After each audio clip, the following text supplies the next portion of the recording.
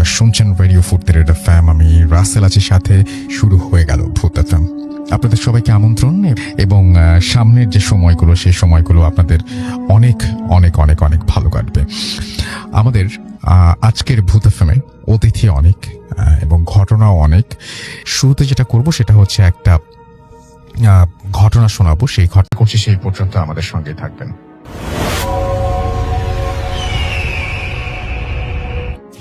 এখন যে ঘটনাটি আপনাদের সাথে শেয়ার করব তার নাম মোহাম্মদ লোকমান হাকিম সুলতান।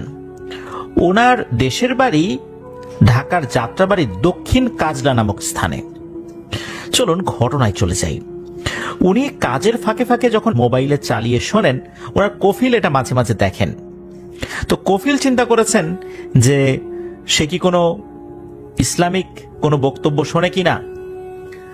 এই বিষয়টা যখন তার কাছে জানতে চাওয়া হয়, অর্থাৎ এই লোকমান হাকিম ভাইয়ের কাছে জানতে চাওয়া হয়, তখন উনি বললেন যে না, এটা কোনো ইসলামিক ওয়াজ না, এটা প্যারানরমাল ঘটনাগুলো উনি শোনেন, এটাই বলেন আর কি। তো এই বিষয়ে কফিল আরো কিছু জানতে চাইলে তখন কফিল ওনার জানা একটি ভয়ঙ্কর ঘটনা শেয়ার করেন, এবং উনি বলেন ওনার কাছে আরো অনেক ঘটনা রয়েছে। তো উনি যেই ঘটনাটি শেয়ার করেছিলেন সেটাই মূলত এখন আপনাদের সাথে শেয়ার করতে যাচ্ছি। এই রিয়াদ শহরের প্রান্তে আম্মাজিয়া নামক স্থানে অনেক আগে একটা খেজুরের বাগান খুব ভালো মতো ছিল। ভালো মতো বলতে সেখানে গাছগুলোর পরিচর্যা থেকে শুরু করে নিয়ে সবকিছু খুব ঠিকঠাক ছিল। বেশ দুর্দান্ত একটা খেজুরের বাগান ছিল। পরিষ্কার পরিচ্ছন্নতা হোক, যে এটার ফলন হোক, যেদিক দিয়েই হোক, এটা ছিল একটা দেখার মতো খেজুর বাগান। এই খেজুর বাগানের কাছেই বাস করত খালেদ নামের একজন নিষ্ঠুর বেদুইন সর্দার। তার হৃদয় ছিল পাথরের মতো নাকি কঠিন, আর সে ছিল খুবই অহংকারী একজন ব্যক্তি। এই অহংকারী ব্যক্তির পরিণতি কি হলো শোনা যায়, যেটা লোকমুখে প্রচলিত আছে, ওখানে বহু বছর ধরে প্রচলিত আছে আর কি, যে ওই খেজুর বাগানের কাছে অনেক পুরনো একটা কুয়া ছিল। ওই কুয়াতে কোনো কারণে বালতি ফেলে পানি তোলার সময় এক রহস্যময় একটা বস্তু, যেটা অনেকটা মাদুলির মতো দেখতে, আমাদের দেশে যে তাবিজগুলো হয় এরকম না, ওই দেশের তাবিজ বা মাদুলির আকারগুলো ভিন্ন রকমের হয়ে থাকে। তো এই ধরনের একটা মাদুলির মতো কিছু একটা খুঁজে পান।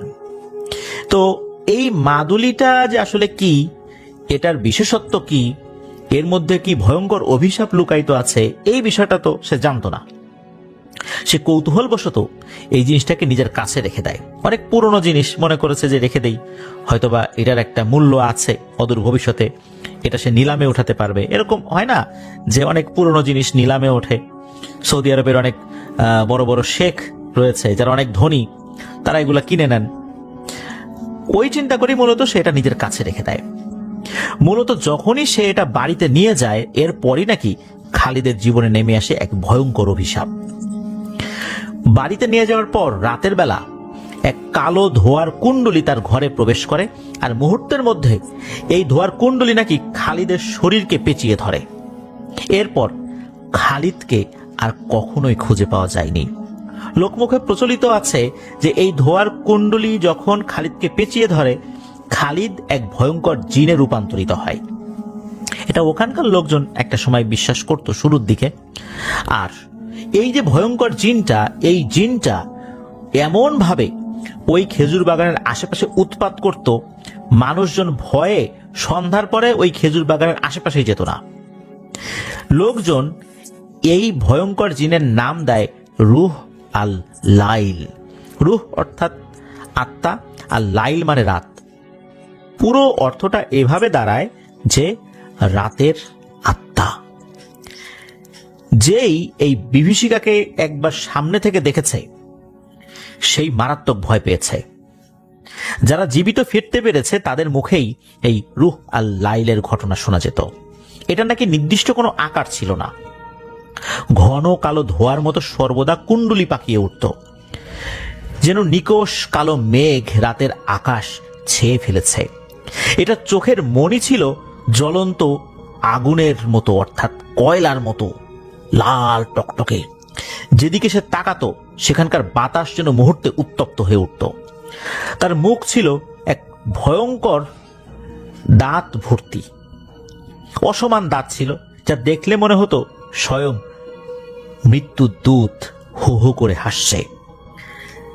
রাতের অন্ধকারে এই খেজুর বাগানের আশেপাশের যে এলাকাগুলো, এই এলাকাগুলোতে এই রুহ আর লাইলকে ধোঁয়ার আকৃতিতে মাঝে মাঝেই ভেসে বেড়াতে দেখা যেত। এই ভয়ঙ্কর জিনের ঘটনা ধীরে ধীরে রিয়াদ এবং তার আশেপাশের গ্রামগুলিতে ছড়িয়ে পড়েছিল। অনেক আগের ঘটনা তো, তখন কিন্তু এই যে আধুনিক সৌদি আরব, যেটা যখন সৌদি আরব হয়েছে, এটা তো আগে সৌদি আরব নাম ছিল না। প্রথম বিশ্বযুদ্ধের পরে কিন্তু সৌদি আরব একটি আলাদা দেশ হিসেবে প্রতিষ্ঠিত হয়েছে। একটা সময় এটা অটোমান সালতানাতের আন্ডারে ছিল, অর্থাৎ ওসমানীয় খেলাফতের আন্ডারে ছিল। তো তখনকার সময়ও তো অনেক ধনী ব্যক্তিরা ওখানে ছিলেন। মূলত বোঝার সুবিধার্থে আমরা সৌদি আরব বলছি। তো এই যে বাগানটা, এরকম বাগান তো ও রিয়াদের আশেপাশে অনেকই ছিল।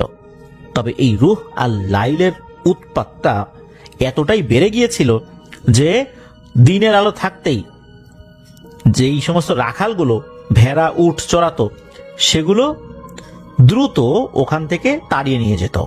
যদি কখনো কোনো ভেড়া বা উট হারিয়ে যেত, যেগুলো দিনের আলোতে ওখান থেকে সরাতে পারে নাই, এগুলোকে আর কখনোই খুঁজে পাওয়া যেত না। পথচারীরা দিনের আলো থাকতেই ওই এলাকাটা পার হয়ে যেত। বাগানের ওই পুরনো কুয়াটি, যেখানে ওই খালিদ নামক বেদুইন সর্দার সেই অভিশপ্ত তাবিজটি পেয়েছিল, ওই কুয়াটিও পরিত্যক্ত হয়ে গিয়েছিল। ওই তাবিজটা পাওয়ার আগে নাকি ওই কুয়াটা ব্যবহৃত হতো। মানুষের বিশ্বাস, রুহ আর লাইল সেই বাগানে ঘুরে বেড়ায়। রাতের অন্ধকারে কেউ যদি ভুল করে হলেও ওই এলাকায় প্রবেশ করে, তাহলে তার জীবনে অমানিসার ঘোর অন্ধকার নেমে আসে। এই যে গল্প, এই গল্প তো বহুদিন যাবৎ চলছে, মানুষ তো এদিকে যায় না। একদিন হয় কি, ফাহাদ এবং সেলিম, এই দুইটা নাম, এই দুই নামের দুই তরুণ বন্ধু, যারা সাহসিকতার জন্য খুব পরিচিত ছিল। এইসব ভূত প্রেত তারা বিশ্বাস করলেও বিশ্বাসটা দুর্বল ছিল। তারা ধারণা করত এগুলো আসলে মানুষের মনের ভুল। নিশ্চয়ই ওখানে এমন কিছু আছে যেটা নেয়ার জন্য যাতে মানুষ যেতে না পারে, এই জন্য একটা গল্প ফাঁদা হয়েছে আর কি। আর এই চিন্তা থেকেই তারা সিদ্ধান্ত নেয় রাতের বেলা তারা ওখানে যাবে। লোকজন নিষেধ করে যাওয়ার দরকার নাই ওইখানে, কিন্তু তারা সেটা অমান্য করে সিদ্ধান্ত নেয় যাবেই। তখন তারা সিদ্ধান্ত নেয় যে একটি লণ্ঠন জ্বালাবে। তখন কিন্তু টর্চ লাইট গুলো আসে নাই ওই এলাকায়, এটা তো বহু আগের ঘটনা। তারা চিন্তা করলো লণ্ঠন নিয়ে সেখানে যাবে। তারা সেখানে গেল রাতের বেলা। ওই রাতে আকাশের চাঁদ ছিল বেশ ভালোই। খুব সাবধানে ফাহাদ আর সেলিম খেজুর বাগানের দিকে রওনা হয়। টিমটিমে লণ্ঠনের আলোয় চারপাশটা আরো বেশি ভয়ঙ্কর হয়েছিল। বাগানের যে প্রবেশ মুখ, এটা বেশ পুরনো আর গেটটাও ভাঙা। রুহ আর লাইলের উপদ্রব বেড়ে যাওয়ার পর ওই বাগানের যে খেজুর গাছগুলো ছিল, এই খেজুর গাছের খেজুরগুলো আর হতো না। বাগানেরও কোনো পরিচর্যা হতো না। খেজুর গাছগুলো আস্তে আস্তে মারা যাওয়া শুরু করেছিল। আর একটা খেজুর গাছ থেকে, এটার গোড়া থেকে আবার খেজুর গাছ হয় নতুন করে। এইভাবেই চলছিল আর কি, কারণ ওই জায়গা কেউ পরিচর্যা করবে এমন সাহস কারো ছিল না। এই দুই বন্ধু ফাহাদ আর সেলিম, তারা যতই সাহসী হোক না কেন, এই বাগানে ঢোকার সাথে সাথে তাদের নাকি এক ধরনের অজানা ভয় পেয়ে বসে। বাগানে ঢোকার সাথে সাথেই তারা অনুভব করে এক হিম শীতল বাতাস তাদেরকে ক্রমাগত ছুঁয়ে যাচ্ছে। মনে হচ্ছে কোনো এক অদৃশ্য শক্তি তাদের চারপাশে ঘুরছে। খেজুর গাছের লম্বা পাতাগুলো রাতের বাতাসে এমন ভাবে শব্দ করছিল যেন তারা রুহ আর লাইলের আগমনের বার্তা ঘোষণা করছে। কিছুক্ষণ হাঁটার পর তারা বাগানের মাঝখানে একটি পুরনো ভাঙা কুয়ার কাছে এসে থামলো। তারা বুঝতে পারলো এটাই সেই কুয়া, যে কুয়ার ঘটনা বা গল্প বহু মানুষের মুখে মুখে শোনা যায়। এই কুয়ার ভেতরে নাকি রুহ আর লাইল বসবাস করে। এই দুই বন্ধু কি করলো, কুয়ার মধ্যে তাকালো যে আসলে ভিতরেটা কি। যখনই তারা কুয়ার ভিতরে তাকিয়েছে, তারা দেখতে পেল কুয়ার ঠিক নিচে দুটো জ্বলন্ত লাল আলোর বিন্দু স্থির হয়ে আছে, মনে হচ্ছে নিচ থেকে এই আলোর বিন্দু ওদের দিকেই তাকিয়ে আছে। তারা বুঝতে পারল যে এই আলোর বিন্দু আর কেউ নয়, স্বয়ং রূহ আল লাইল দাঁড়িয়ে আছে। তারা এটাও দেখতে পেল ধীরে ধীরে এই আলোর বিন্দু দুটো আস্তে আস্তে উপরের দিকে উঠে আসছে। আর এটার চেহারাটা আস্তে আস্তে স্পষ্ট হতে শুরু হয়েছে। লণ্ঠনের দুর্বল আলোয় তারা দেখতে পেল সেই ভয়ঙ্কর রূহ আল লাইলকে। কুয়া থেকে বের হয়ে আসলো, ঘন কালো ধোঁয়ার মতো শরীর, আগুনের মতো জ্বলন্ত লাল চোখ আর ধারালো অসমান দাঁতের এক বিভৎস অট্ট হাসি দিয়ে উঠল। আর এই অট্ট হাসিতে পুরো বাগান কেঁপে উঠল। মনে হচ্ছিল আশেপাশের পাথরগুলো থরথর করে কাঁপছে। ফাহাদ আর সেলিম ওরা বুঝতে পারল কত বড় ভুল সিদ্ধান্ত ওরা নিয়েছে। ওদের কখনোই এখানে আসা উচিত হয়নি। লোকমুখে যা শোনা যেত সবই সত্য। ওদের পা যেন মাটিতে গেঁথে গিয়েছিল, পালানোর শক্তিও তারা হারিয়ে ফেলেছিল। এবার রূহ আল লাইল সে কি করলো?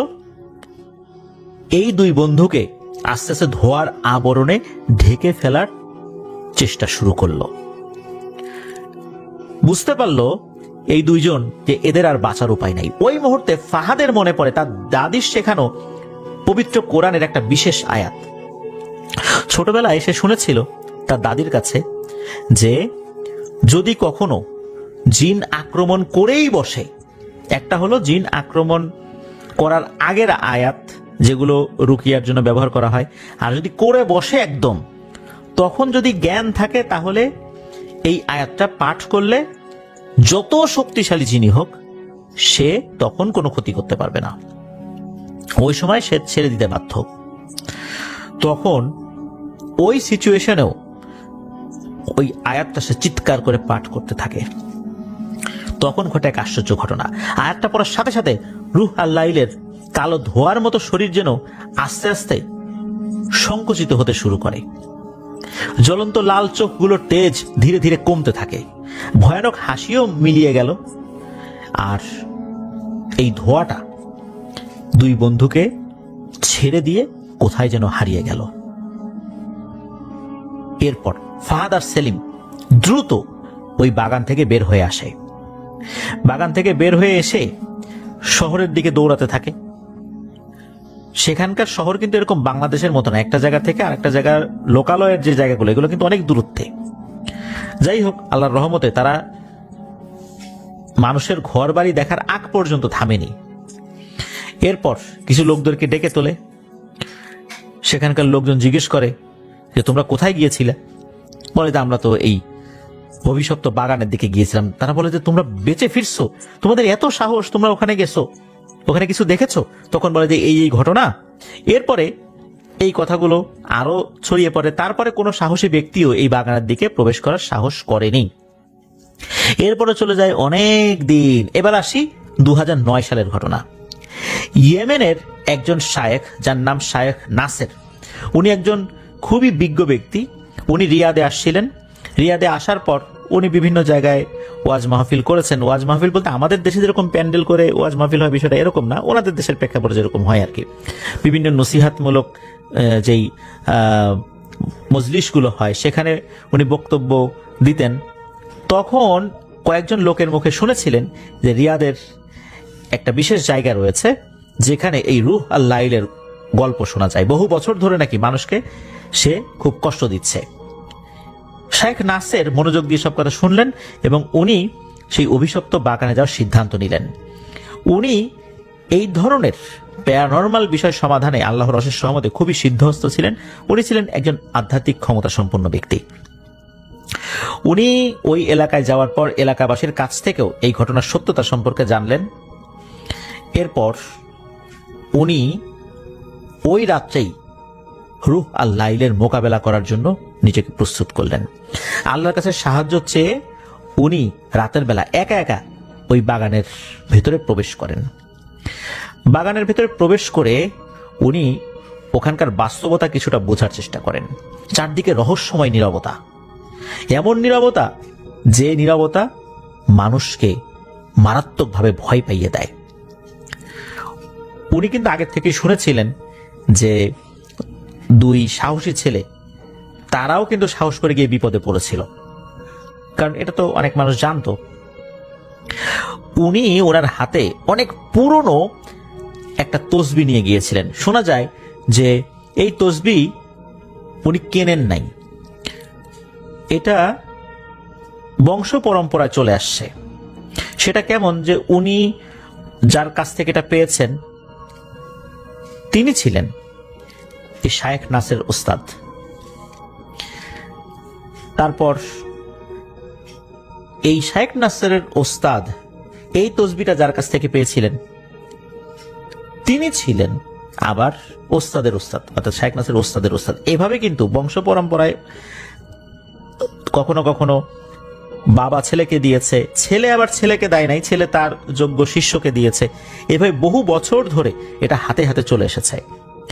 এই তসবিতে অদ্ভুত রকমের একটা আধ্যাত্মিক ক্ষমতা আল্লাহর অশেষ রহমতে ছিল বলে শোনা যায়, যেটা শায়েখ নাসের বলেছেন। উনি এই তসবিটা হাতে নিয়ে ওই বাগানে ঢুকেছিলেন।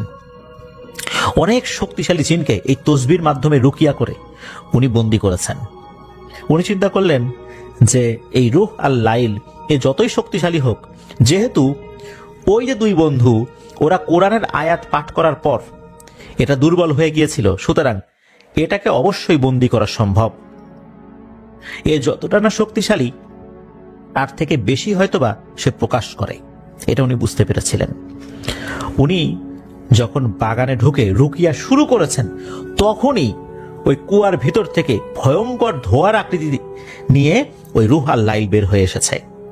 তবে রুহ আল লাইল বের হয়ে খুব বেশি যুদ্ধ করতে পারে নাই, কারণ শায়েখ নাসের এই ধরনের বিষয়গুলো সম্পর্কে পূর্বের একটা অনেক অভিজ্ঞতা তো তার আছেই। উনি খুব দ্রুতই রুকিয়ার মাধ্যমে রুহ আল লাইলকে দুর্বল করতে সক্ষম হয়েছিলেন। উনি আগে থেকে একটি কাচের বোতল নিয়ে গিয়েছিলেন। উনি একটা পর্যায়ে এসে সেই বোতলটা খোলেন, অর্থাৎ মুখটা খুলে ফেলেন। ওই ধোয়ার কুণ্ডলিটা একটা সময় ওই বোতলের মধ্যে ঢুকে যায়। এরপর বোতলের মুখটা উনি শক্ত করে বন্ধ করে দিলেন। শায়েখ নাসের জানতেন শুধু বন্দি করে রাখলে কাজ হবে না, কোনো একটা সময় কোনো একটা ঘটনার প্রেক্ষাপটে আবারও এই শায়েখ নাসেরের আটকানো এই রুহ আল লাইলটা বের হয়ে যেতে পারে। উনি যে কাজটি করেন সেটা হচ্ছে যে দ্রুততার সাথে এই সমস্যার সমাধানের সিদ্ধান্ত নেন। তবে ওই রাত্রে উনি এই কাজটা করেন নাই, পরের দিন সকালবেলা সকলের সামনে এই কাজটি করার সিদ্ধান্ত নিয়েছিলেন। সকালবেলা যখন সকলে উপস্থিত হলো শায়েখ নাসেরের কাছে, সবাই দেখেছিল যে এই কাচের বোতলের মধ্যে এক ধরনের ধোয়ার কুণ্ডলী নড়াচড়া করছে। তখন শায়েখ নাসির বলেছিলেন, এটাই হচ্ছে আপনাদের সেই রুহ আল লাইল। এটি মূলত অনেক আগেই বন্দী অবস্থায় ছিল, কোন এক বুজুর্গ ব্যক্তি একে বন্দী করে ফেলেছিল। মানুষের হাতের সংস্পর্শে এ মুক্তি লাভ করে, আর মুক্তি লাভ করার সাথে সাথে সে এমন একজন ব্যক্তিকে সামনে পেয়ে যায় যেই ব্যক্তিটা মানুষরূপী একটা শয়তান ছিল, আর তাকে মুহূর্তের মধ্যে শেষ করে দিয়ে অসম্ভব ক্ষমতাশালী সে হয়ে যায়। সে ছিল এককভাবে ক্ষমতাশালী একটা জিন, তার কোনো সাঙ্গপাঙ্গ ছিল না, অর্থাৎ তার অনুগত আর কোনো জিন ছিল না। সে একাই অত্র এলাকায় একটা ত্রাসের রাজত্ব কায়েম করেছিল, আর এর ত্রাসের রাজত্ব এখন শেষ। একে শুধু বোতলে বন্দি করে মাটির নিচে চাপা দিয়ে রাখলে হবে না, একটা বিশেষ পদ্ধতিতে একে চিরতরে শেষ করে দিতে হবে। শায়েখ নাসের উনি একটি গর্ত খুঁড়তে বলেন এলাকাবাসীকে, এলাকাবাসী গর্ত খোঁড়েন। এরপর ওই বোতলটা গর্তে উনি রেখেছেন, তারপর জমজমের পানি ছিটিয়ে বিশেষ রুকিয়া করা শুরু করেন। তখন নাকি মুহূর্তের মধ্যে আকাশে কালো মেঘ চলে আসে, বিকট আর্তনাদ সবাই শুনতে পায়। এরপর শায়েখ নাসের বলেন যে দ্রুত আপনারা মাটি ফেলতে থাকেন এই বোতলটার উপরে। তখন লোকজন মাটি যখন ফেলতে থাকে, আস্তে আস্তে সেই আর্তনাদও মিলিয়ে যায়। এরপর শায়েখ নাসের বলেন যে আসলে এখন ও মারা গিয়েছে। এই বোতল যদি এখন কেউ তুলেও ফেলে, ভেঙেও ফেলে, রুহ আল লাইল আর কখনোই জীবিত হতে পারবে না, সে মারা গেছে। শোনা যায় 2009 সালের পর থেকে নিয়ে ওই বাগানে আবার লোকজনের জনসমাগম শুরু হয়ে যায়। ওই বাগান লোকজন লিজ নিয়ে কাজ করতে থাকে। এখনো নাকি সেই বাগান খুব ভালো অবস্থাতে আছে এবং খেজুরে পরিপূর্ণ আছে, লোকজন সেখানে ঘুরতে যায়। আর রুহ আল লাইলের ঘটনাগুলো অনেকেই মুখে মুখে বলে বেড়ান যে এই বাগানে একটা সময় এরকম একটা ঘটনা হয়েছিল। আল্লাহর এক বিশেষ আধ্যাত্মিক ক্ষমতা সম্পন্ন ব্যক্তির মাধ্যমে আল্লাহ তাআলা এই রুহ আল লাইলের ত্রাসের রাজত্বকে ধ্বংস করে দিয়ে। আমরা চলে যাব আমাদের পরবর্তী অতিথির কাছে। আপনার নামটা প্লিজ একটু বলবেন, আপনি কোথা থেকে এসেছেন সেটা বলবেন, তারপরে আপনার ঘটনায় যাব। আসসালামু আলাইকুম, আমি মোহাম্মদ বিল্লাল হোসেন। আমি সরকারি বাংলা কলেজে একজন ছাত্র, পেশায় টিউশনি করি। আমার দেশের বাড়ি হচ্ছে কুষ্টিয়াতে। আমি এখন ঘটনাতে চলে যাই। এটা হচ্ছে 2005 বা 6। তখন আমার বয়স আপনার 8-9 বছর এরকম। তা আমি একদিন হচ্ছে চাচার সাথে ঘুমানোর ইচ্ছা করলো। ছোটবেলায় হচ্ছে বাবা মাকে বললাম যে চাচার সাথে ঘুমাবো। ছোটবেলার থেকেই হচ্ছে এইগুলোর প্রতি জিন ভূতেদের প্রতি আগ্রহ বেশি ছিল। তা একদিন রাত্রে হচ্ছে আমি চাচার সাথে হচ্ছে রাত্রে ঘুমাই। তা আমার চাচা হচ্ছেন, উনি আবার সবসময় 5 ওয়াক্ত নামাজ পড়তেন এবং তাহাজ্জুদের নামাজ পড়তেন। রাত্রে যখন 2:30-3টা বাজে, 3টা না 2:30 আমি যদিও তখন হচ্ছে ঘড়ি ছিল না ওইভাবে, আমার আনুমানিক যেটা, চাচা যখন তাহাজ্জুদের নামাজ পড়তেন তখন উনি 2:30-3টা এই সময় উঠতেন। তা চাচা হচ্ছেন বাড়িতে কলপারে গিয়ে হচ্ছে ওযু করে এসে নামাজে দাঁড়াবেন। আমি তখন মানে ঘুম, আবছা আবছা ঘুম, মানে চোখ বন্ধ আছে কিন্তু ওইভাবে গভীর ঘুমে না। তা চাচা যখন নামাজে দাঁড়াবেন ওই সময় আপনার মানে কেউ একজনের সাথে আমার চাচা কথা বলতেছিলেন। আমি তাকে অন্ধকারে কিছুই দেখতে পাইনি, কিন্তু তার কথাগুলো এরকম ছিল যে আমিও আপনার সাথে নামাজ পড়ব, এরকম কিছু একটা। আচ্ছা, আমি এইটা শোনার পরে মানে কণ্ঠটা এরকম ছিল যে আপনার শব্দ প্রতিধ্বনি হয়। আমরা একজন মানুষেরা কথা বলে যেরকম প্রতিধ্বনি হয়, তার কথাটা স্পষ্ট না, কিন্তু এরকম মানে কথাটা হচ্ছে আপনার প্রতিধ্বনি হয়ে বারবার একই কথা বারবার আসতেছে। তা আমার চাচা তো মানে আপনার মাওলানা এবং হচ্ছে ইমামতিও করেন। তা আমার চাচা যেটা বললেন যে ঠিক আছে, আমি মানে তাকে জিজ্ঞাসা করলেন যে ইমামতি আপনি করবেন না আমি করব। তা চাচা ওই মানে কিরকম একটা কণ্ঠ বলছে যে আপনিই করেন, আপনি যেহেতু একজন ইমাম এবং মাওলানা, আপনি ইমামতি করেন, আমি আপনার পিছনে দাঁড়িয়ে নামাজ পড়ি। মানে এই যে কথাগুলো, আমার চাচার কথাগুলো স্বাভাবিক। আমার চাচা বলল যে ঠিক আছে, আমি সামনে দাঁড়াচ্ছি, আপনি পিছনে দাঁড়ান। ওই সময় আমার একটু আগ্রহ হলো যে ঠিক দেখি তো যে আমার চাচা কাকে দাঁড়াইতে বলে পিছনে। কিন্তু আমি যখন উঠে দেখি, আমি শুধু আমার চাচাকেই দেখতে পাই, আর কাউকে দেখতে পাই না। আমার চাচা বলছিল যে আমার সাথে ঘুমাইতে গেলে কিন্তু তুমি ভয় পাবা, এবং হচ্ছে আমি রাত্রে উঠে নামাজ পড়ি, তুমি কখনো কিন্তু আমাকে বিরক্ত করবা না। তো এই ভয়টা হচ্ছে চাচার মধ্যে মানে আমার মধ্যে চলে গেছিল। তা আমি চুপচাপ এরকম যতক্ষণ নামাজ পড়লো আমি চুপচাপ শুধু শুয়েছিলাম এবং খুব ভয় পাচ্ছিলাম। তারপরে হচ্ছে যে চাচা এরকম নামাজ পড়তে, তাহাজ্জুদের নামাজ শেষ হলো, ওই রাত্রে আর আমি ঘুমাইতে পারিনি। তারপরে হচ্ছে ফজরের নামাজ পড়লো। পরের দিন সকালে উঠে চাচাকে জিজ্ঞাসা করলাম যে চাচা, ওই সময়টা তো আমি খুব ভয় পাচ্ছিলাম এবং আপনি কার সাথে কথা বলতেছিলেন, আমি তো কাউকে দেখি নাই। আমার চাচাও হচ্ছে ওই জিনটাকে হচ্ছে সবসময় দেখে না, মাঝে মধ্যে হঠাৎ, মানে সবসময় কথা বলে, কিন্তু চাচা মানে ওই জিনটা সবসময় চাচার সামনে আসে না। তা তখন সকালবেলা হচ্ছে চাচাকে এরকম বললাম, চাচা বলতেছে যে আমি তো তোমাকে আগেই বলছি বা তোমার আব্বু আম্মু বলছে যে আমার সাথে ঘুমাইলে রাত্রে তুমি ভয় পাবা, অনেক কিছু হবে, ঘটতে পারে। তা তখন চাচা বলতেছে যে যাই হোক, তুমি মানে আমি যখন নামাজ পড়তেছিলাম তখন কিছু করো নাই, ওই জিনটা যদি বিরক্ত হইতো তাহলে তোমাকে অনেক ক্ষতি করতে পারতো। সে ভালো জিন ঠিক আছে, কিন্তু তাকে বিরক্ত করলে সে ক্ষতি করবে। এটাই ছিল ভাই আমার ঘটনা। কষ্ট করে একটা ঘটনা পাঠিয়েছেন আমাদের, আমি তার ঘটনা শোনাতে চাই আপনাদেরকে। ইয়েস, এটা একটা অডিও ক্লিপ। আমাদের প্রতিটি এপিসোডে ইমেল যেমন থাকে, খুব সঙ্গত কারণেই কিছু অডিও ক্লিপও আমাদের রাখতে হয় বা রাখি। আমার কাছে অডিও ক্লিপ ভালো লাগে, এ কারণেই ভালো লাগে যার ঘটনা তিনি তার মতো করে উপস্থাপন করছেন। ঠিক একইভাবে ইমেইলে যেমন যিনি যার ঘটনা সেভাবে লিখে পাঠান, অডিও ক্লিপ অনেকটা সেরকম। আমি চাই যারা ঘটনা লিখতে পছন্দ করেন না, বলতে পছন্দ করেন, তাদেরও অংশগ্রহণটা খুবই জরুরি, না হলে অনেক ঘটনাই হারিয়ে যাবে।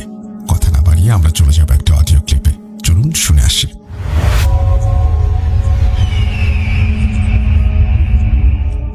আজকে আমি যে ঘটনাটি শেয়ার করব সেটা আমার দাদার জীবনে ঘটে যাওয়া এক অদ্ভুত সত্য ঘটনা। আজ থেকে প্রায় 40 বছর আগের ঘটনা এটি।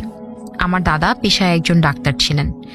তিনি আমাদের নাগপুরের স্থানীয় একটি হাসপাতালে সেই সময় ডাক্তারি করতেন। ডাক্তার হিসাবে বেশ অভিজ্ঞ হওয়ায় আশেপাশের কয়েক গ্রাম পর্যন্ত তার নামডাক ছিল। তার জীবনের সেই ভয়ঙ্কর সত্য ঘটনাটি আমি যেভাবে শুনেছি ঠিক সেভাবেই বলার চেষ্টা করছি। প্রতিদিনের মতো সেদিনও হাসপাতালের সব কাজ শেষ করে বাড়িতে ফিরে আসেন দাদা। শীতের রাত, তাই খাওয়া দাওয়া শেষ করে ঘুমানোর প্রস্তুতি নিচ্ছিলেন। সেই সময় তিনি শোনেন বাহির থেকে কেউ একজন ডাকতেছেন, ডাক্তার সাহেব, ও ডাক্তার সাহেব, ঘুমাইছেন নাকি? দাদা ঘর থেকে বলল, ঘুমায়নি। কে আপনি? এই বলে দরজা খুলে দিলেন তিনি। দেখেন দুজন লোক, এদের মধ্যে একজনকে দাদা চিনতেন, তার নাম ছিল রহমত মিয়া। দাদাদের গ্রাম থেকে 3 গ্রাম পরেই তার বাড়ি। কিছু জিজ্ঞেস করার আগেই সে বলল, ডাক্তার সাহেব, আমার সাথে একটু যেতেই হবে আপনাকে। আমার ছোট মেয়েটা অনেক অসুখ, খুব খারাপ অবস্থা, দয়া করে একটু চলেন, আমার মেয়েটাকে বাঁচান ডাক্তার সাহেব। দাদাকে কিছু বলার সুযোগই দিচ্ছিলেন না লোকটা। সে অনেক অনুনয় বিনয় করতে থাকে। এও বলে যে যত রাতই হোক আপনাকে বাড়িতে এনে দিয়ে যাব, আপনি চলেন দয়া করে। শীতের রাত, বাজে প্রায় 9টা। নিজের মধ্যে না যাওয়ার একটা প্রবণতা কাজ করছিল দাদার, কিন্তু পরক্ষণেই তার মনে হলো তিনি তো একজন ডাক্তার, মানুষের বিপদে সাহায্য করাই তো তার কাজ, আর লোকটাও দাদার পরিচিত।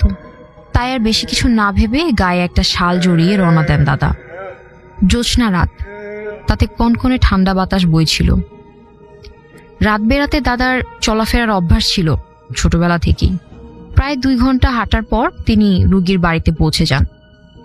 মেয়েটাকে যে ঘরে রাখা হয়েছিল সরাসরি চলে যান সেই ঘরে। মেয়েটাকে উত্তর দিকে মাথা দিয়ে শুয়ে রাখা হয়েছিল। পাশে কয়েকজন মহিলা বসে দোয়া দুরুদ পাঠ করছিল। মেয়েটার বয়স 10 থেকে 12 বছর হবে। সবাইকে সরিয়ে দাদা মেয়েটার পাশে বসেন আর লক্ষ্য করেন ঘর থেকে কিরকম অদ্ভুত একটা ঝাঁঝালো গন্ধ আসছে। এমন গন্ধ দাদা আগে কখনোই পাননি। তিনি দেখেন মেয়েটি উপরের দিকে এক দৃষ্টিতে বড় বড় চোখ করে তাকিয়ে আছে। চোখ দুটো রক্তের মতো লাল। একটু পরপরই মেয়েটা কেঁপে উঠছে। মনে হচ্ছিল মেয়েটাকে অদৃশ্য কিছু ভীষণ ভয় দেখাচ্ছে। দাদা মেয়েটাকে কলকবজা দিয়ে দেখলেন। তেমন কোনো অসুখের চিহ্ন ছিল না। সাধারণত লোকজন অসুস্থ হলে যেমন হয় তার কোনো লক্ষণই ছিল না। মেয়েটার অস্বাভাবিক আচরণ দেখে দাদার মনে হচ্ছিল মেয়েটাকে খারাপ কোনো জিনে ধরেছে। রহমত মিয়াকে বাহিরে ডেকে এনে বললেন, তুমি এখনই একটা ভালো হুজুর ডাকো, তোমার মেয়েকে যত তাড়াতাড়ি সম্ভব জিনের চিকিৎসা করাতে হবে। এই বলে দাদা বাড়ির দিকে রওনা হন। তখন প্রায় 1টা বাজে। যদিও রহমত মিয়া দাদাকে এগিয়ে দিতে চেয়েছিল, দাদাই তাকে বলল, থাক, তুমি বরং তোমার মেয়ের পাশেই থাকো আর একটা হুজুর ডেকে আনো, এখনই। এই বলে দাদা রওনা দেন বাড়ির উদ্দেশ্যে। জ্যোৎস্না রাত, আশেপাশের সবকিছুই পরিষ্কার দেখা যাচ্ছিল। দাদা গ্রামের পথ ধরে হাঁটতে শুরু করেন, তার পরিচিত পথ। মাঝে মধ্যেই আসা যাওয়া করেন এই পথ দিয়ে। কিন্তু সেই রাতে পথটা কেমন জানি অচেনা লাগছিল দাদার।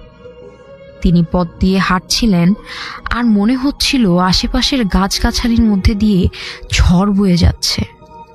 মনে হচ্ছিল ঝড় তার সাথে সাথেই সামনে এগিয়ে যাচ্ছে। বাঁশঝাড় একদম মাটিতে শুয়ে পড়ছে, আবার উঠছে। দাদা বেশ সাহসী ছিলেন, তাই এগুলো একদম পাত্তা না দিয়েই আল্লাহর নাম নিয়ে চলতে থাকেন। সবেমাত্র 1 গ্রাম পার করেছেন। সামনে নদী, আর নদী পার হলেই ছোটখাটো একটা চর। নদীর পাড়ে দাদা এসে দেখেন মাঝি নৌকা দিয়ে বসে আছে। দাদা যাবার সময় মাঝিকে বলে গিয়েছিলেন যে যেন 12টা পর্যন্ত থাকে, কারণ তাকে আবার পার হতে হবে। নদী পাড়ে খানিকটা ভয় লাগছিল, কিন্তু মাঝিকে দেখে মনে সাহস পান দাদা। মাঝিকে ডাকেন তিনি, কিন্তু মাঝি কোনো কথাই বলল না দাদার সাথে। দাদা তখন নৌকায় উঠে বসেন আর দেখেন একটু দূরে কয়েকজন লোক একটা কিছু কাঁধে করে নিয়ে আসছে। কাছে আসার পর তিনি বুঝতে পারেন যে তাদের কাঁধে একটা খাটিয়া। লোকগুলো সাধারণ মানুষের মতো ছিল না। ওরা 7 জন, সবাই 7 থেকে 8 ফুটের মতো লম্বা, আর শরীরে সাদা জুব্বা পরা, দেখতে কালো, মুখে ছোপ ছোপ দাগ, চোখ খানিকটা লাল। 7 জনই সরাসরি এসে নৌকায় উঠল, সাথে খাটিয়া। দাদা ওদের কাউকেই চিনতেন না, কোনোদিন ওদের মতো কারোর সাথে দেখাও হয়নি। কেউ কিছু বলছিলও না, সবাই চুপ, কারো মুখে কোনো কথা নেই।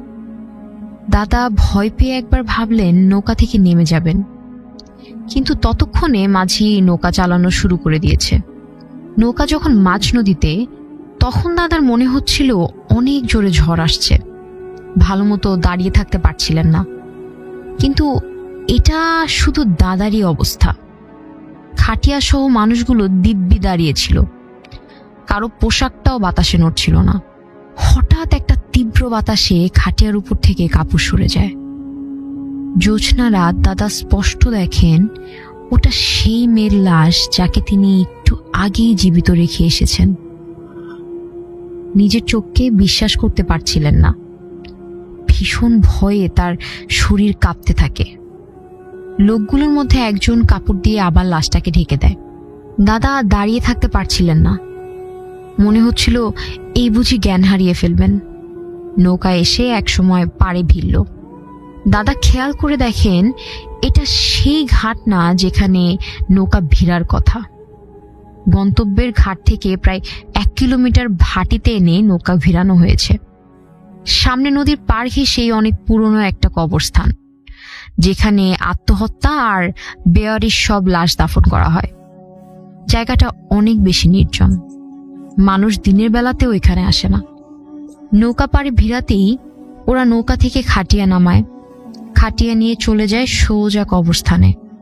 দাদা ভয়ে স্তব্ধ হয়ে দেখেন যে সেই মাঝি যার সাথে তিনি এসেছিলেন, সে ওই লাশটা নিয়ে কবরস্থানে চলে গেল।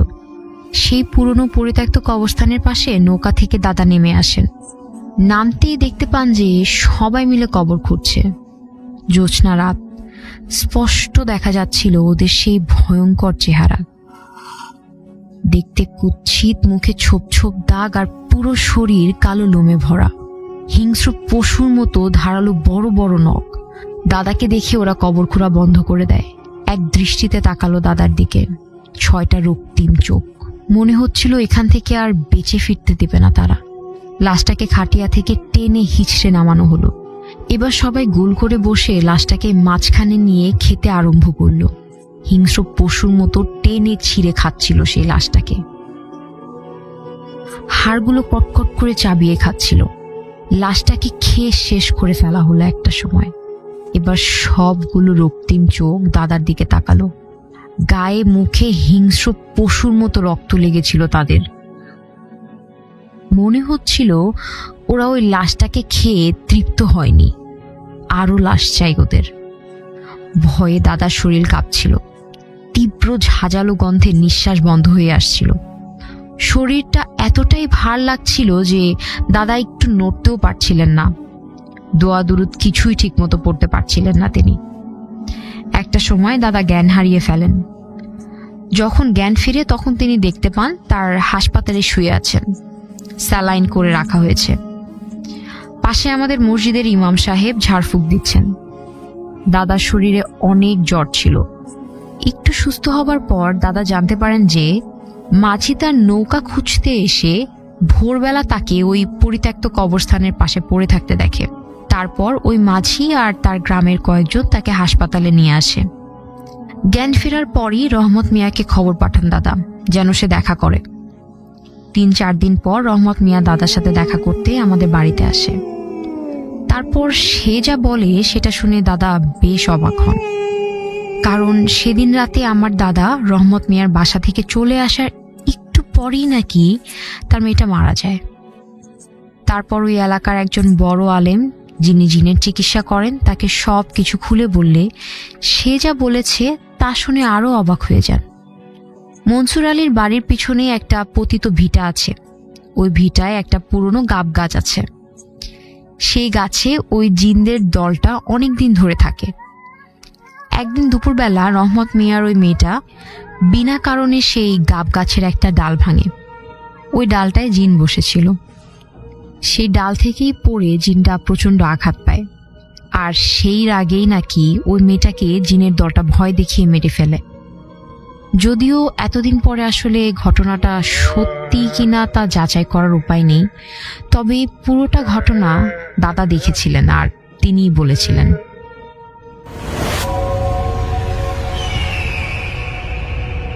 আরো একবার আপনাদের সবাইকে স্বাগত জানাচ্ছি। আমি রাসেল। আশা করছি আপনারা সবাই ভালো আছেন, ভালোর তলে আছেন।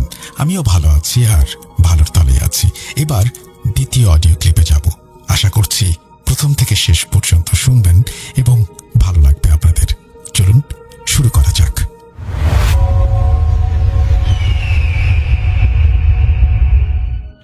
হ্যালো রাসেল ভাই, আসসালামু আলাইকুম। আশা করি আপনি ভালো আছেন আর ভালোর দলে আছেন। আমরা জানি আপনি সবসময় ভালোর দলেই থাকেন।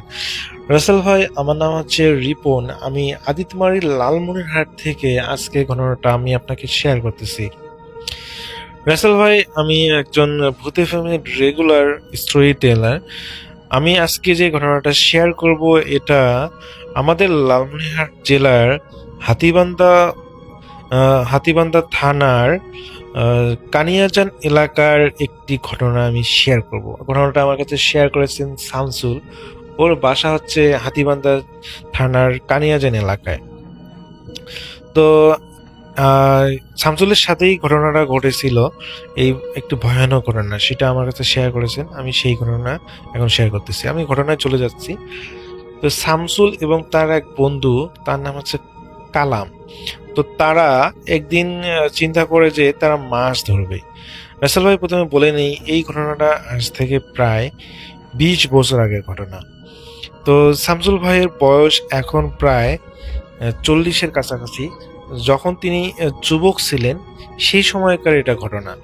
তো শামসুল ভাই এবং তার এক বন্ধু কালাম তারা চিন্তা করলো যে তারা মাছ ধরতে যাবে। তো সেই সময় ভাদ্র মাস ছিল। অ্যাকচুয়ালি সেই সময় ভাদ্র মাসের সময় তিস্তা ব্যারেজের ওই জায়গাটায় কানিয়াজান বলা হয়, মানে ওই এলাকাটার নাম কালিয়াজান এবং কাছাকাছি তিস্তা ব্যারেজের কাছাকাছি এলাকা।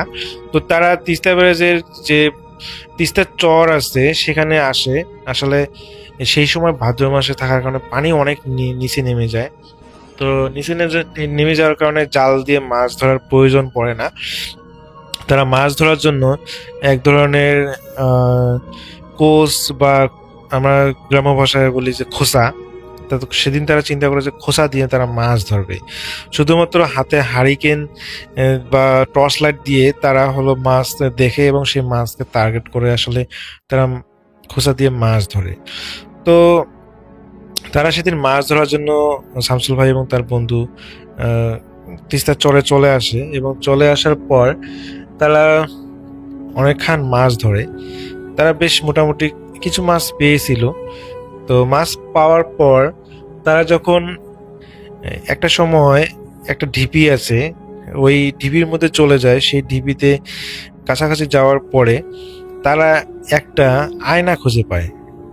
যখন তারা হলো টর্চ লাইট দিয়ে, তাদের সাথে হারিকেন প্লাস টর্চ লাইট দুইটাই ছিল, একজনের হাতে হারিকেন একজনের হাতে টর্চ লাইট ছিল।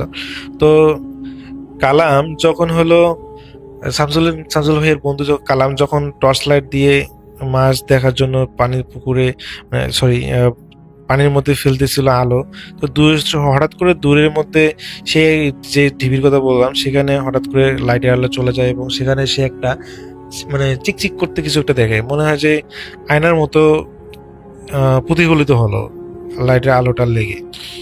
তো কালাম ভাই একটু বেশ অবাক হলেন এবং তিনি সেদিকে এগিয়ে গেলেন এবং যে দেখলেন যে একটা ছোট্ট একটা আয়না, 3 ইঞ্চি বাই 4 ইঞ্চি এরকম একটা আয়না হবে, ছোট্ট একটা আয়না বালুর উপর পড়ে আছে। আয়নাটা দেখতে অনেক প্রাচীন, চতুর্পাশে কাঠ দিয়ে লাগানো, আর সেই কাঠের উপর অনেক সুন্দর সুন্দর খোদাই করা, নকশা করা। তো আয়নাটা দেখতে সুন্দর, অনেক সুন্দর একটা আয়না, অদ্ভুত এবং অনেক সুন্দর। তো কালাম ভাই কি করে, উনি আয়নাটা হাতে তুলে নেন এবং পরিষ্কার করেন, পানি দিয়ে পরিষ্কার করার পর তিনি যখন নিজের ফেসটা দেখার চেষ্টা করেন, তো তিনি দেখেন যে তার ফেস দেখা যাচ্ছে না। মানে আয়নার ভিতরে মানুষের নর্মালি ফেস দেখা যায়, তো তিনি দেখেন যে তার ফেস দেখা যাচ্ছে না। তো তিনি বেশ অবাক হন যে এটা কিভাবে সম্ভব। তো তার বন্ধু শামসুল ভাইকে দেখান।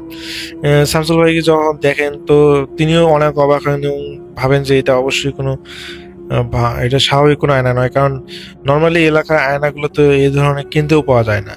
আর এটা কোথা থেকে এলো, এত ডিজাইন করা, নকশা করা, মানে পুরনো একটা প্রাচীন ডিজাইন, এরকম একটা আয়না। তো শামসুল ভাই যেহেতু চালাক প্রকৃতি ছিলেন, তো তিনি বললেন যে কামাল, তুই হলো আয়নাটা ফেলে দে, এটা কোনো সাধারণ আয়না মনে হচ্ছে না।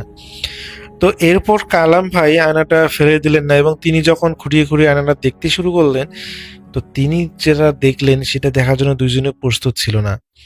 তারা দেখেন সে আয়নার ভিতর একটা ঘর এবং সেই ঘরের ভিতর একটা বাচ্চা বসে আছে এবং সেই বাচ্চাটা কান্না করতেছে, যদিও তারা সাউন্ড পাচ্ছে না। তারা দেখতেছে সেই আয়নার ভিতরে একটা ঘরের মধ্যে একটা বাচ্চা কান্না করতেছে। তো এটা দেখে শামসুল ভাই তো বেশ অবাক হলেন, কালাম ভাইও তো অনেক ভয় পেলেন। তো এটা ভয় পেয়ে তারা সেই আয়নাটা পানির মধ্যে ছুঁড়ে ফেলে দিলেন এবং তারা যখন বাসায় ফিরে আসবে, অলরেডি তারা অনেকগুলো মাছ ধরেছে এবং যেহেতু এই ধরনের একটা ঘটনা ঘটলো বা এখানে তারা থাকার জন্য নিরাপদ মনে করলো না, ঠিক সেই সময় তারা অনুভব করলেন যখন বাসায় আসার সময় তিস্তা চর দিয়ে তারা আসতেছেন, সে সময় তারা একটা সামনে একটা ঢিপির মধ্যে, আগের ঢিপি থেকে এটা একটা বড় ঢিপি বলতে বোঝাচ্ছি এখানে নদীর পানি যে যাচ্ছে, তো পানি কমে যাওয়ার কারণে নদীর মাঝে হলো বড় ধরনের একটা বালুর চর জেগে ওঠে, এটাকে বলা হয় ঢিপি। তো এই ঢিপির মধ্যে তারা দেখে যে একটা সিন্দুক ভেসে আছে। সিন্দুকটা লম্বা বা চওড়ায় প্রায় হলো 4 ফিট বাই 6 ফিট, এত বড় একটা সিন্দুক এবং সেই সিন্দুকটার অর্ধেকটা বালির মধ্যে হচ্ছে গেঁথে আছে এবং আর অর্ধেকটা উপরের দিকে ভেসে আছে। তো তারা এই সিন্দুকটা দেখে তো বেশ অবাক হয়ে যায় এবং তারা চিন্তা করেছে, তারা দুই বন্ধু চিন্তা করে যে এখানে এই সিন্দুক আসবে কিভাবে, এটা তো করেই সম্ভব না। আর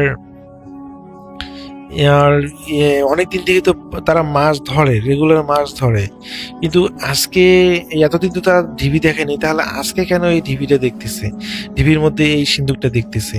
এই ঢিবিতে এর আগে তো তারা সিন্দুক দেখেনি। তো তারা কৌতূহল মেটানোর জন্য যখনই তারা সেই ঢিবির মধ্যে গেল এবং যখন কালাম যখন সেই সিন্দুকটার কাছে গেল এবং যখন স্পর্শ করলো সেই সিন্দুকটা, তখন একটা খট করে একটা শব্দ হয়ে সেই সিন্দুকটার ঢাকনার 1 ইঞ্চির মতো খুলে গেল। বলে নেই রাসেল ভাই, পুরো সিন্দুকটা কিন্তু কাঠের বাক্সে ছিল এবং নকশা করা ডিজাইনের ছিল, মনে হচ্ছিল অনেক প্রাচীন আমলের একটা পুরো খাজানার সিন্দুক।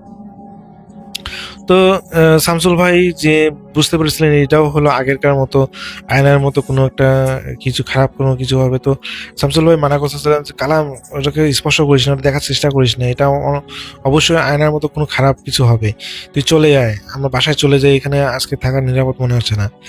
কিন্তু কামাল লোভে পড়ে সে এটাকে কি বলে গহনা বা এ ধরনের কোনো মূল্যবান কিছু পাওয়ার আশায় সেই সিন্দুকের কাছে যায় এবং সেই সিন্দুকটা ঢাকনা যে খুলেছিল সেই ঢাকনাটার থেকে সে আরো সরানোর চেষ্টা করে। তো যখনই সে ঢাকনাটা সরায় কালাম ভাই, তখনই সে দেখে সে ঢাকনার ভিতরে মানে সিন্দুকের ভিতরে একটা কঙ্কাল শুয়ে রাখা, এবং সেই কঙ্কালটা পুরো একটা রাজকীয় পোশাকে মোড়ানো। এটাকে দেখে মনে হচ্ছে যে কোনো একটা সময়ে কোনো একটা রাজা এই বাক্সের মধ্যে মমি করে রেখেছিল তার রাজকীয় পোশাক পরিয়ে। তো কালাম ভাই এটা দেখে তো খুবই ভয় পেয়ে যায় এবং সে ছিটকে পড়ে যায়, সেই সিন্দুক থেকে একটু দূরে ছিটকে পড়ে যায়। এবং ছিটকে পড়ার কারণ হচ্ছে যখনই সে সেই সিন্দুকের ঢাকনাটা সরায় তখনই একটা নীল আলো যেন বিগড়িত হয় সেই সিন্দুক থেকে, এবং সেই আলোর একটা প্রভাবে ধাক্কা খেয়ে কালাম ভাই দূরে ছিটকে পড়ে যায়। তো এটা দেখে তো শামসুল ভাই প্রচন্ড পরিমাণ ভয় পায় এবং সে সেখান থেকে দৌড়ে হলো তিস্তার কিনারায় চলে আসে, এবং দৌড়ে এসে সে শামসুল ভাইকে সে কামাল ভাইকে বারবার ডাকতে যায়, কামাল চলে যায়, এটা ভালো কিছু নয়। কিন্তু কামাল ভাইয়ের কোনো শব্দ শোনা যাচ্ছিল না। তো এরপর শামসুল ভাই অনেকক্ষণ অপেক্ষা করে, কিন্তু কামাল ভাইয়ের আর কোনো সাউন্ড পাওয়া যাচ্ছিল না। এবং যে সে যখন শামসুল ভাই যখন কাছাকাছি যে কামাল ভাইকে দেখার চেষ্টা করে, সেই সিন্দুক থেকে প্রায় 50 ফিট দূরে থেকে সে দেখতে পায় যে সেই সিন্দুক থেকে এক ধরনের ছোট ছোট পুতুল লাফ দিয়ে বের হচ্ছে, এবং সেই পুতুলগুলো কামাল ভাইকে অনবরত কামড় দিয়ে যাচ্ছে। এবং কামাল ভাই সেই ঢিবির মাটিগুলো মনে হঠাৎ করে পানিতে নরম হয়ে গেছে এবং সে ধীরে ধীরে মাটির নিচে ডুবে যাচ্ছে। এটা দেখে শামসুল ভাই প্রচন্ড পরিমাণ ভয় পেয়ে যায় এবং সে বাড়ির দিকে দৌড়ানো শুরু করে। কিন্তু শামসুল ভাই অনুভব করে তার জন্য রাস্তা শেষ হচ্ছে না। এক সময় সে এত পরিমাণ দৌড়ের কারণে সে প্রচন্ড পরিমাণ ক্লান্ত হয়ে যায় এবং সে অজ্ঞান হয়ে মাটিতে পড়ে যায়। তার আর কিছুই মনে নেই। পরের দিন স্থানীয়রা জেলেরা যারা রেগুলার দিনে বেলা মাছ ধরে তিস্তার চড়ে, তারা শামসুল ভাইকে খুঁজে পায় এবং তারা যখন তাকে জ্ঞান ফেরায়, পরে শামসুল ভাই ঘটনাটা শেয়ার করেন যে এরকম কামাল ভাই এরকম ঘটনা ঘটেছিল কামাল ভাইয়ের সাথে। তো পরে সেখানে পুলিশ আসে, স্থানীয় হাতীবান্ধা উপজেলার পুলিশ আসে। তো পুলিশ আসার পর এবং এলাকাবাসী অনেক খোঁজাখুঁজি করছিল কামাল ভাইকে, কিন্তু দুঃখজনকভাবে কামাল ভাইকে আর খুঁজে পাওয়া যায়নি। এই ঘটনাটা হাতীবান্ধা জেলার তিস্তা ব্যারেজ সংলগ্ন ওই এলাকায় এটা সবার মুখে মুখে এই ঘটনাটা প্রচলিত। ঘটনাটা যদিও বেশ 20 বছর আগে, কিন্তু ঘটনা খুবই লোমহর্ষক একটা ঘটনা ছিল। তো শামসুল ভাই এখনো তিনি ভালো আছেন, তিনি এখনো বেঁচে আছেন। তো তিনি আমাকে ঘটনাটা শেয়ার করেছেন। তিনি আসলে জানেন যে আমি যেহেতু রেগুলার ভূতে ফেমে ঘটনা শেয়ার করি, যার কারণে তিনি আমাকে ঘটনাটা শেয়ার করেছেন। তো রাসেল ভাই, আমার কাছে ঘটনাটা অনেক ভালো লেগেছিল, যার কারণে ঘটনাটা আমি আপনার কাছে শেয়ার করলাম। যদি ভালো লাগে থাকে তাহলে ভূতে ফেমে শেয়ার করবেন। ভালো থাকবেন, সুস্থ থাকবেন, এই প্রত্যাশায়। আল্লাহ হাফেজ।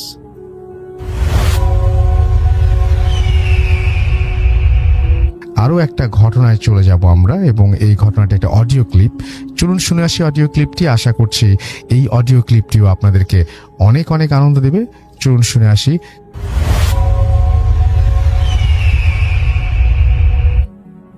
আসসালামু আলাইকুম রাসেল ভাই, কেমন আছেন জানতে চাইবো না, কারণ আমি জানি আপনি ভালোর দলে। যেহেতু 2010 সাল থেকে আপনার সঙ্গে ছিলাম, আছি, আর যতদিন এই পথ চলা আপনার সঙ্গেই থাকবো। আমি জিএম নিশাত জাহান, যশোর মনিরামপুর থেকে বলতেছি। আজ আমি যে ঘটনাটি শেয়ার করব, ঘটনাটি একটি ব্ল্যাক ম্যাজিক কেন্দ্রিক। আশা করি সকলের ভালো লাগবে। আজ আমি যে ঘটনাটি শেয়ার করব, ঘটনাটি ঘটে আমারই একটা ফ্রেন্ডের সাথে। ঘটনার ভিতরে যে সকল নাম ব্যবহার করব, সকল নামই ছদ্মনাম হিসাবে ব্যবহার করব। ছদ্মনাম কেন ব্যবহার করব সেটা ঘটনার ভিতরেই আপনারা জানতে পারবেন। যেহেতু ঘটনাটা অনেক বড়, তো আর বেশি কথা বলবো না, আমি আমার ঘটনায় চলে যাই। আমার ফ্রেন্ড আমার সাথে ঘটনাটি যেভাবে শেয়ার করছে, আমি তার মতো করেই বলার চেষ্টা করতেছি, বাট ভুল ত্রুটি ক্ষমা সুন্দর দৃষ্টিতে দেখবেন।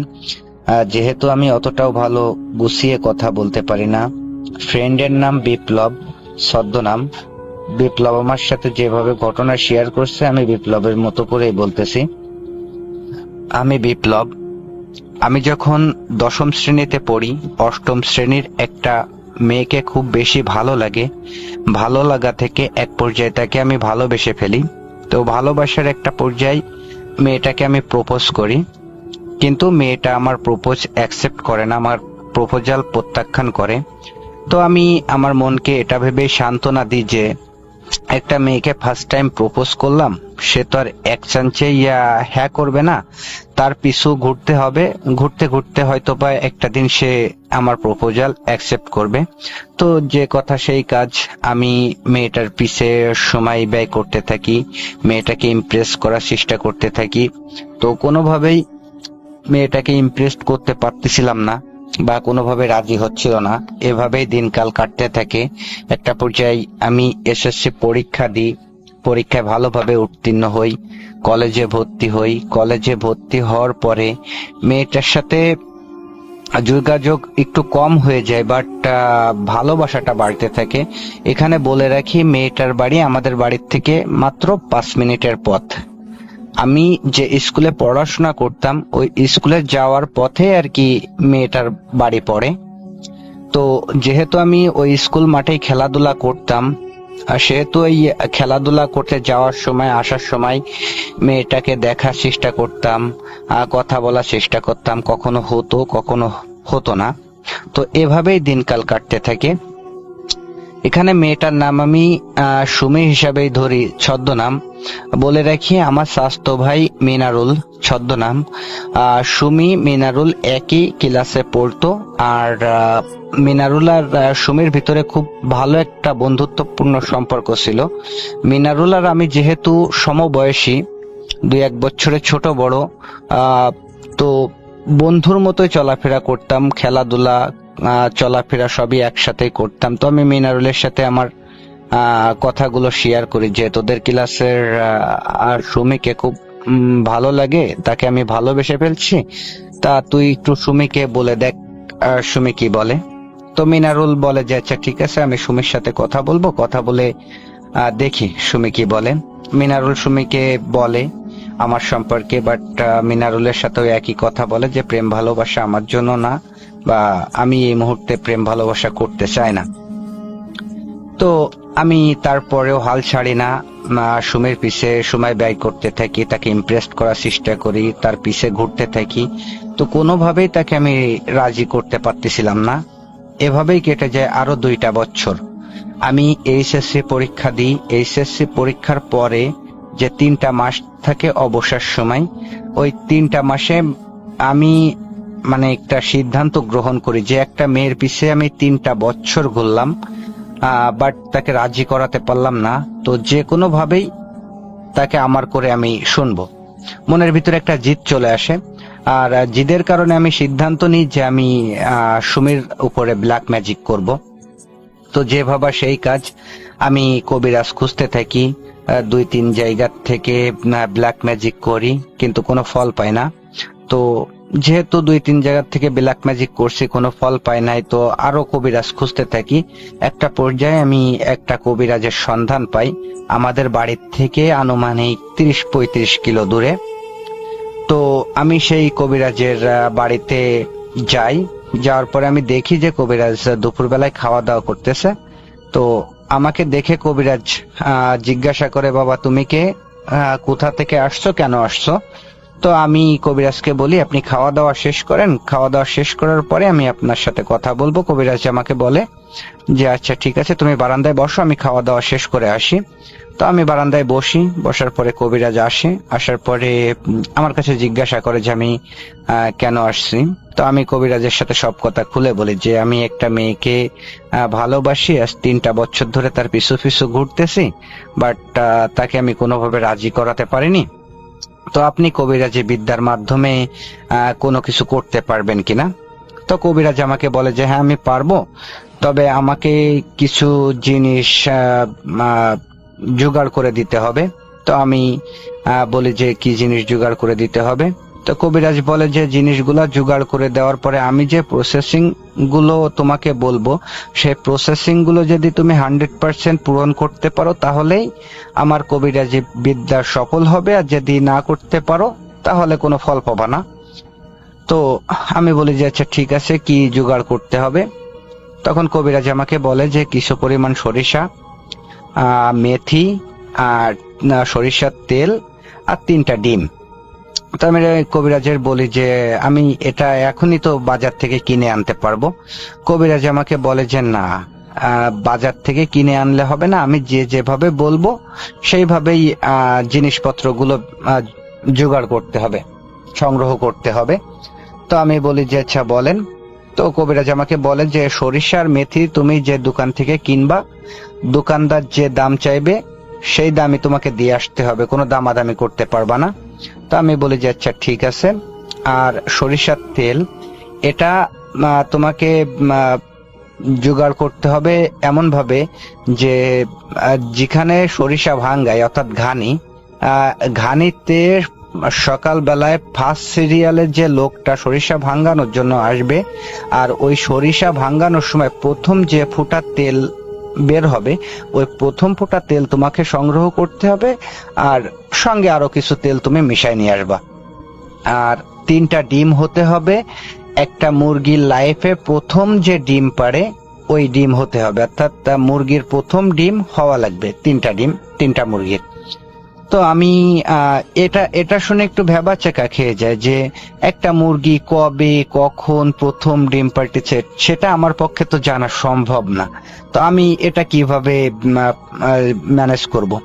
তো কবিরাজকে আমি বলি যে আঙ্কেল, এটা আমি কিভাবে ম্যানেজ করব? তা আপনি কি একটু পারেন না এটা ম্যানেজ করে দিতে? তো কবিরাজ প্রথমে না করে। তো আমি কবিরাজকে অনেক অনুরোধ করি, অনুরোধ করার পরে কবিরাজ এক পর্যায়ে আমার কাছে কিছু টাকা দাবি করে যে তুমি এই টাকাটা দিতে পারলে আমি ডিম ম্যানেজ করে দিব। তো আমি তাতে রাজি হই।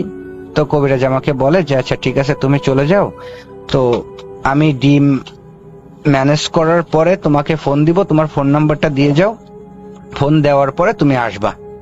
তো আমি বাসায় চলে আসি।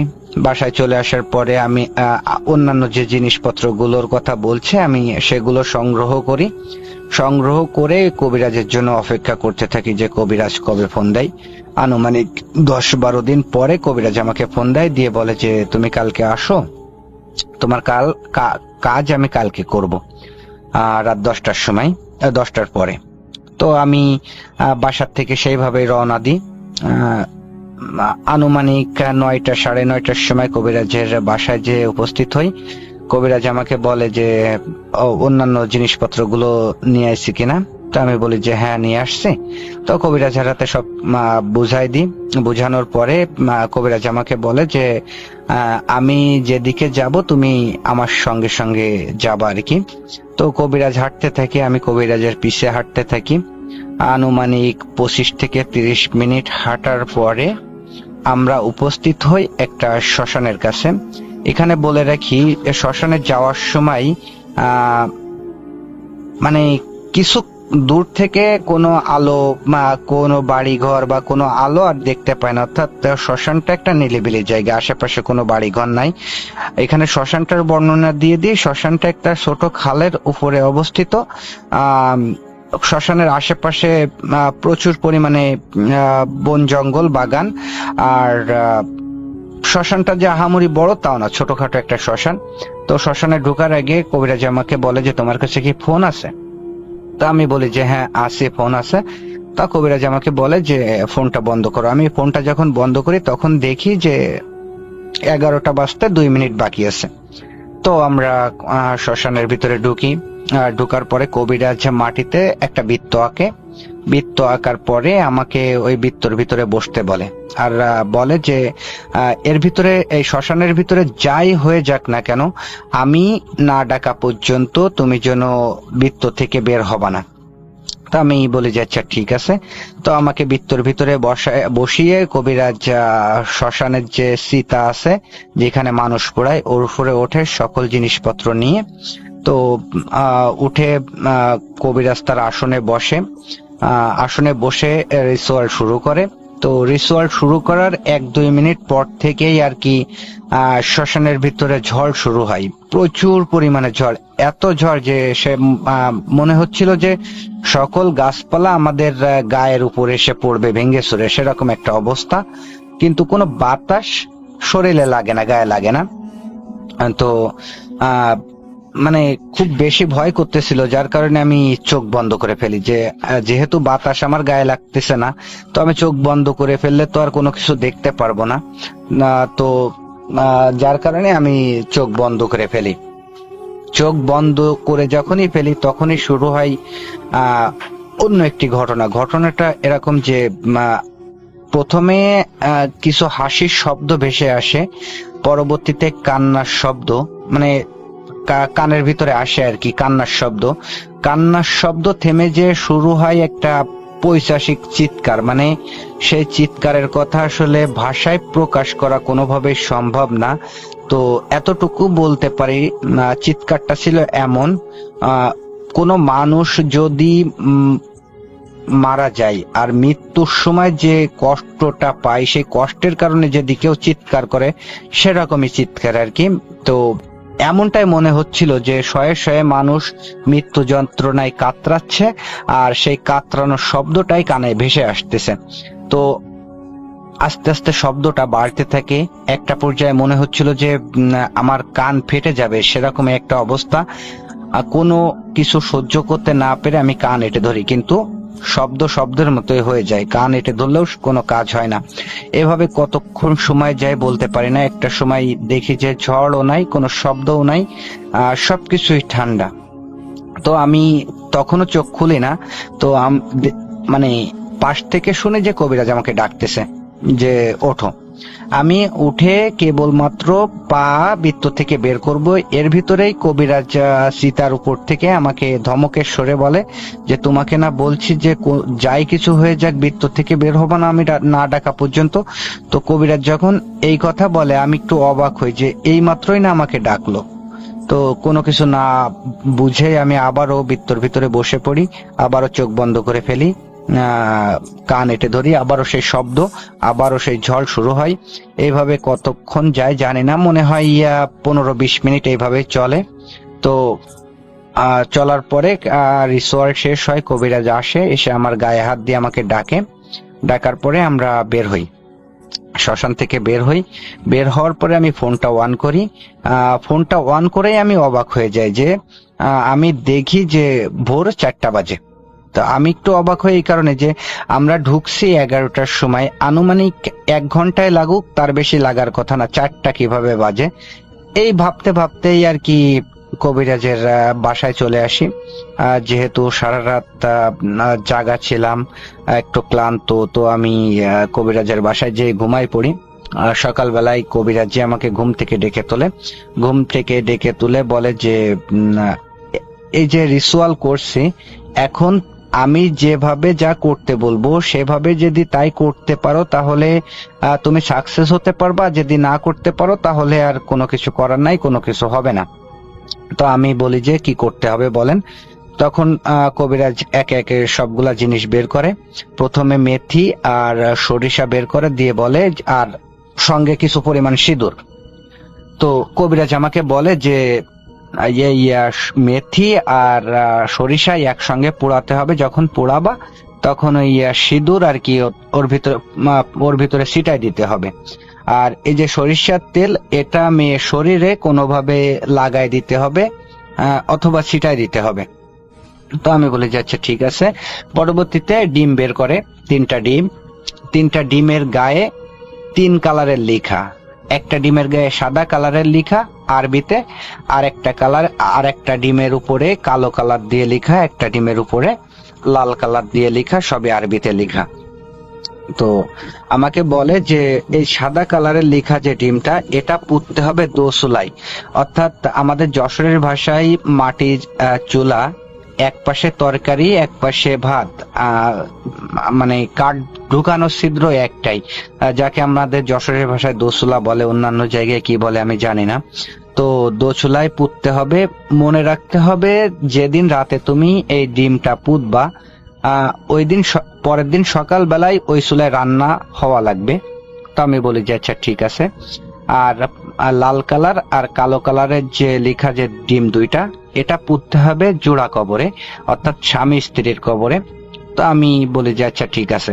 তো কবিরাজ এখানে বলে যে এই ডিম পুঁতা আর সরিষা পোড়ানো এটা একই রাতে করতে হবে, আর মনে রাখতে হবে রাত 12টার পরে 4টার ভিতরে করতে হবে, অর্থাৎ 12টার আগেও করা যাবে না, 4টার পরেও করা যাবে না।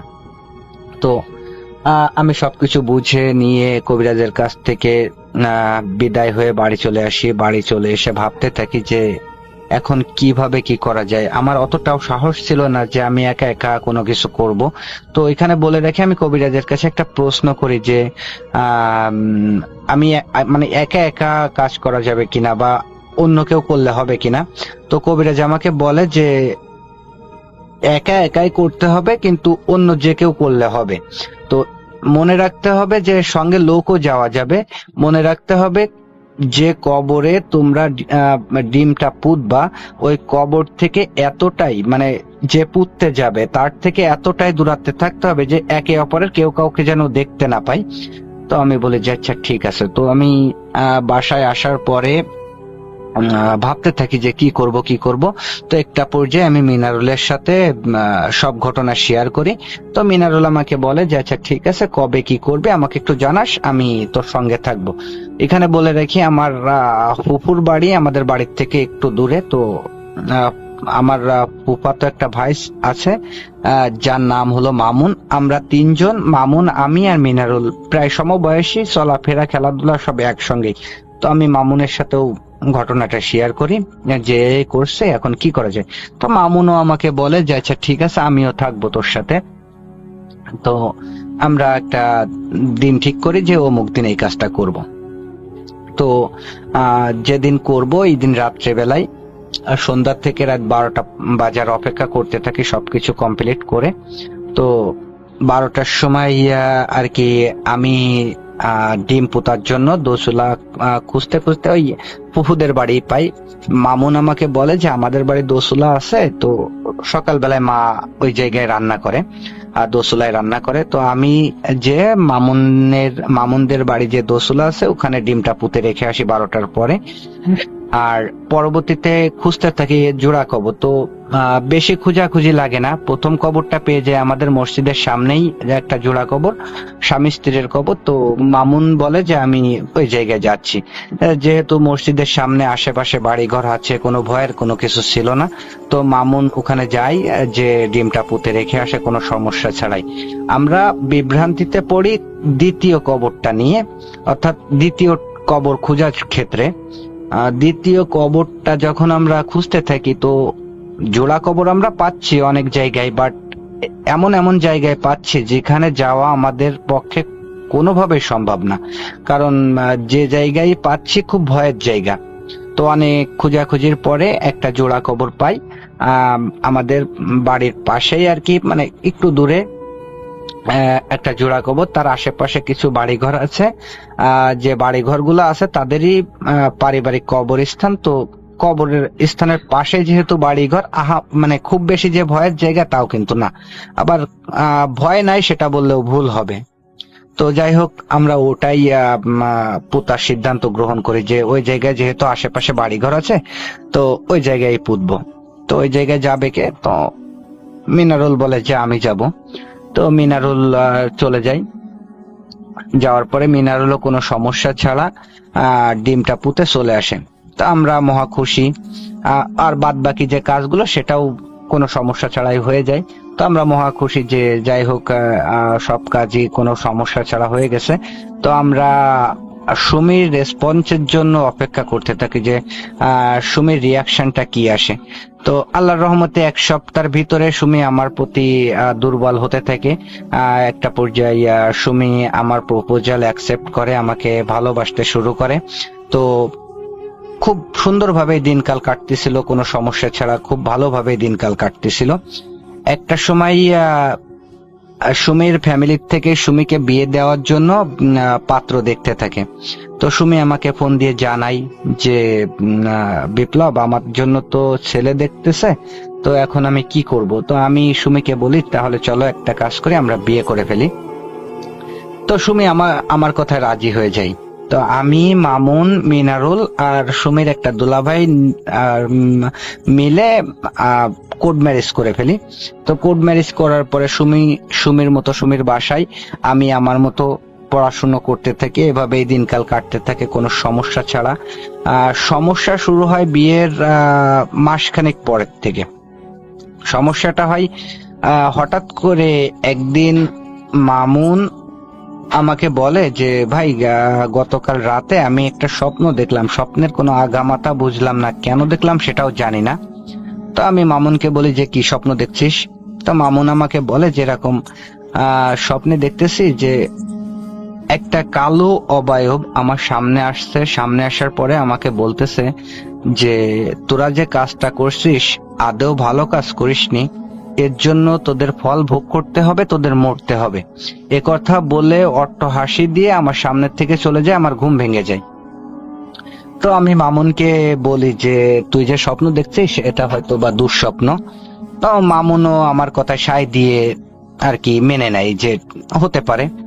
তো ওই দিন বিকাল বেলায় মিনারুলও আমার সাথে একই কথা বলে যে ভাই, আমি একটা স্বপ্ন দেখছি, তো কেন দেখছি, কি কারণে দেখছি তা জানি না। তো আমি মিনারুলকেও বলি যে কি স্বপ্ন। মিনারুলও আমার সাথে সেম কথাটাই বলে যে এরকম স্বপ্নটা হলো মানে আমি ঘুমানোর পরে আমার সামনে একটা কালো অবয়ব আসছে।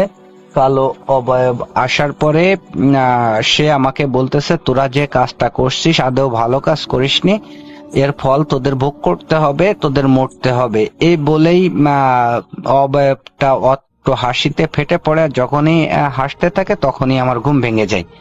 তো এটা শোনার পরে আর কি আমি একটু ভাবতে থাকি যে কেন হলো মিনারুল আর মামুনের সাথে।